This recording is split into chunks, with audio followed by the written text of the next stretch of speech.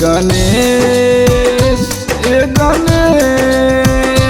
आके हर दुख कलेश।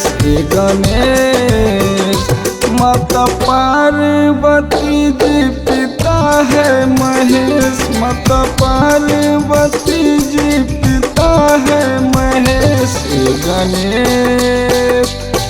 गणेश आके हर दुख कलेश। गणेश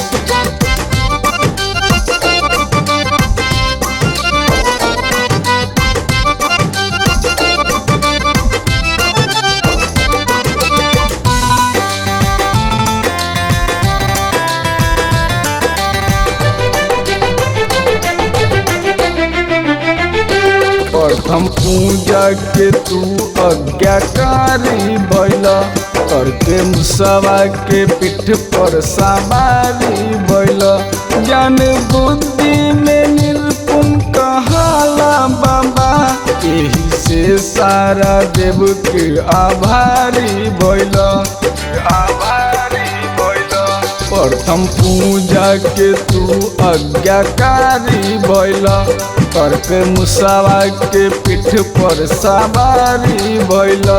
ज्ञान बुद्धि में निपुण कहाला बाबा। यही से सारा देव के आभारी भइला। महिमा ताहर गावता रे खुद खोगेश। गणेश आके हर दुख कलेश। गणेश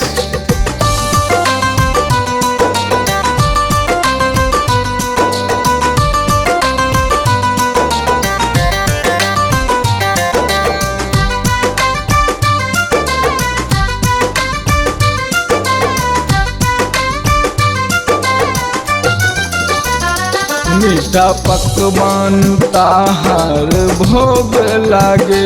पौरा जहाँ जहाँ जाला हो बाबा आगे। सागर और जी से हम बोला बतबानी। गुड्डू के बाग रउआ कृपा से जागे। मीठा पकवान ताहार भोग लागे। पौरा जहाँ जहाँ जाला हो बाबा आगे। सागर और जी से हम बोला बतबानी। गुड्डू के भाग रउआ कृपा से जागे। शेष मुनि देव आरती कह के दिले सनेश। गणेश आके हर दुख कलेश। गणेश